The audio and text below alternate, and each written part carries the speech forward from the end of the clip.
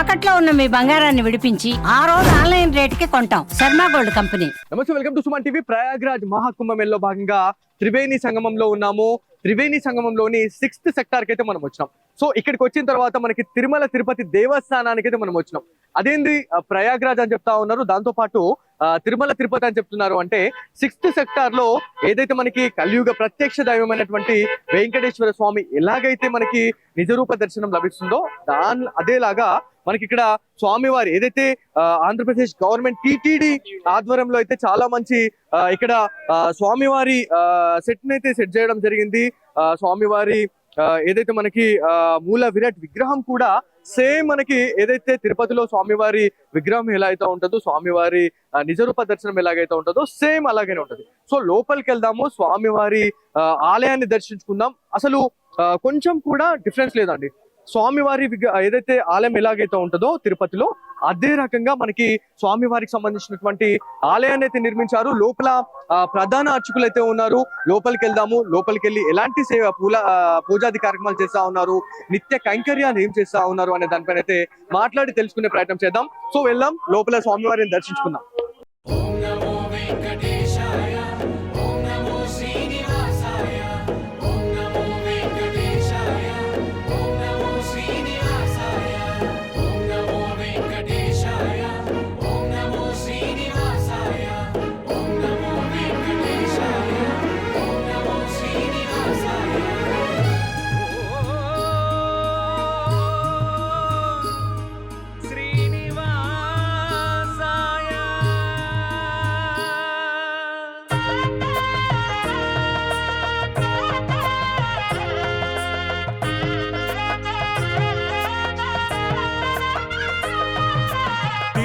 గిరిపై అణువణువున వినిపించే నామం గోవింద.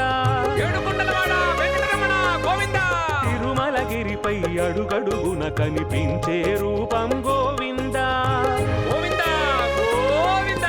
తిరుమల రాయని పదముల చేర్చే పదమే గోవింద. తిరుమల నాథుని తలచే భక్తుల పదమే గోవింద. ఓం నమో వెంకటేశాయ, ఓం నమో శ్రీనివాసాయ, ఓం నమో వెంకటేశాయ, ఓం నమో శ్రీనివాసాయ. ఓం నమో వెంకటేశాయ, ఓం నమో శ్రీనివాసాయ, ఓం నమో వెంకటేశాయ, ఓం నమో శ్రీనివాసాయ.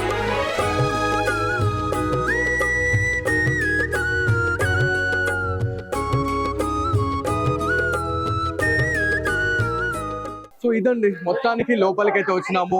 కలియుగ ప్రత్యక్ష దైవం శ్రీ వెంకటేశ్వర స్వామిని నిజరూప దర్శనాన్ని చూసినట్టు అనిపిస్తా ఉంది. తిరుపతిలో స్వామివారు ఎలాగైతే మనకు కనిపిస్తా ఉంటారో, యూపీలోని ప్రయాగ్రాజ్ మహాకుంభమేళలోని త్రివేణి సంగమంలోని ఏదైతే మనకి 6వ సెక్టార్ అని చెప్తా ఉంటాం, ఇక్కడ కూడా స్వామివారి దివ్య దర్శనాన్ని అయితే ఇక్కడ అందిస్తా ఉన్నారు టీటీడీ. రైట్, మనతో పాటు అర్చకులు అయితే ఉన్నారు. తిరుమల తిరుపతి దేవస్థానం ప్రధాన అర్చకులు వేణుగోపాల దీక్షితులు గారు అయితే మనతో ఉన్నారు. నమస్తే అండి. సో ఎవరైతే యూపీకి వచ్చినటువంటి, ఎవరైతే ప్రయాగ్రాజ్ కుంభమేళకు వచ్చినటువంటి భక్తుల సౌకర్యార్థం ఏదైతే మనకి స్వామివారిని ఇక్కడ నిజరూప దర్శనాన్ని కల్పిస్తా ఉన్నారు, అసలు ఎలా సాధ్యమైంది, ఎలా చేస్తా ఉన్నారు? ఓం నమో వెంకటేశాయ. గతంలో మహాకుంభమేళ, అంతకుముందు వచ్చిన మహాకుంభమేళాలో కూడా తిరుమల తిరుపతి దేవస్థానం వారు ఉత్తరాది భక్తుల కోసమై, ఈ లోకక్షేమార్థమై ఈ కుంభమేళ పవిత్రమైన ప్రదేశంలో కుంభమేళాలో స్నానమాచరించే భక్తులందరూ కూడా స్వామివారిని దర్శించుకొని స్వామివారి పరిపూర్ణ అనుగ్రహానికి పాత్రలు అవ్వాలని, అట్లాగే చాలామంది ఉత్తరాది భక్తులు తిరుమల రాలేకపోయిన వారు ఉంటారు. వారందరూ కూడా ఎంతో ప్రయాసలు వచ్చి కుంభమేళాకు వస్తూ ఉంటారు. వారందరికీ కూడా శ్రీవారి దర్శనం కలిగించే విధంగా తిరుమల తిరుపతి దేవస్థానం వారు, హిందూ ధార్మిక ప్రచార పరిషత్ వారు సంయుక్తంగా ఈ యొక్క నమూనా ఆలయాన్ని ఇక్కడ ఏర్పాటు చేసి ఉత్తరాది భక్తులందరి క్షేమార్థం, లోకక్షేమార్థంగా స్వామివారికి ఈ ప్రయాగరాజ క్షేత్రంలో జనవరి 13వ తేదీన ప్రారంభమైంది.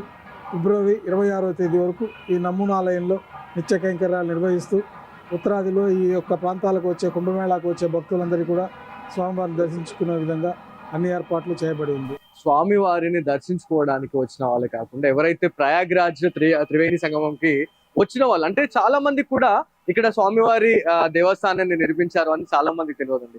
సో తెలుగు రాష్ట్రాల ప్రజలకు మీరు ఏం చెప్పాలనుకుంటున్నారు? అంటే మన తెలుగు వాళ్ళు కూడా ఇక్కడ ఉన్నారా అనే ఒక ఇది ఉంటది. సో ఇక్కడికి వచ్చిన తర్వాత మేము ఫస్ట్ డే 1 కి వచ్చినాము, ఏర్పాట్లు జరుగుతా ఉన్నాయి, చాలా సంతోషం అనిపించింది. అంటే మన తెలుగు రాష్ట్రాల భక్తులు ఎవరైతే ఉంటారో మీలాంటి అర్చకులు కావచ్చు, వాళ్ళందరినీ చూసిన తర్వాత మాకు కూడా చాలా హ్యాపీగా అనిపించింది. సో మీరు ఏం చెప్పాలనుకుంటున్నారు భక్తులకి? ఉత్తరాది భక్తులే కాకుండా తెలుగు, తమిళ, కన్నడ రాష్ట్ర ప్రజలు కూడా ఈ ప్రాంతానికి వచ్చి స్వామివారి దర్శనం చేసుకుంటూ ఉన్నారు. ముఖ్యంగా ఈసారి తిరుమల తిరుపతి దేవస్థానం వారు భక్తులందరూ కూడా ఈ యొక్క సెక్టర్ 6లో స్వామివారి ఆలయం ఉన్న ప్రదేశాన్ని చేరుకోవడానికి వాళ్ళ పోస్టర్లలో ఎక్కడెక్కడైతే పోస్టర్లు పెట్టారో ఆ ప్రాంతాల్లో ఆ పోస్టర్లో అంతా కూడా ఒక QR కోడ్ని ఏర్పాటు చేయడం జరిగింది.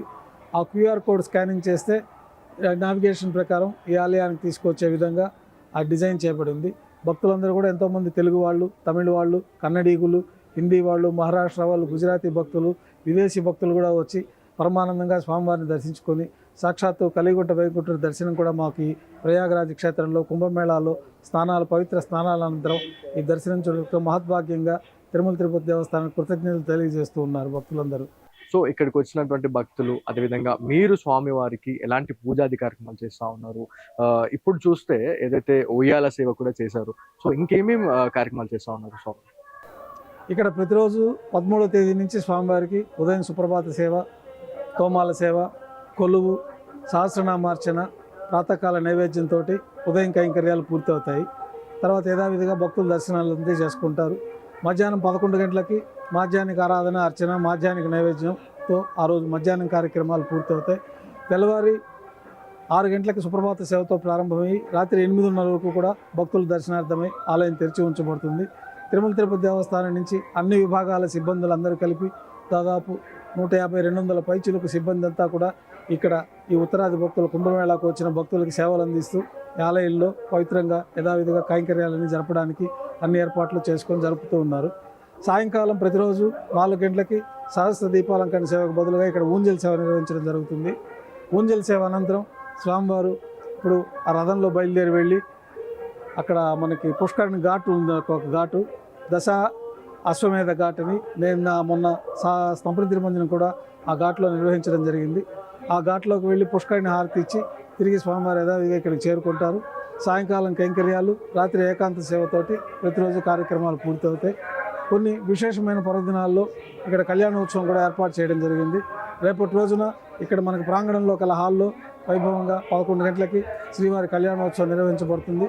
తర్వాత అయోధ్యలో సరైన నది తీరంలో కూడా స్వామివారికి స్నపన తిరుమంజనం నిర్వహించబడుతుంది.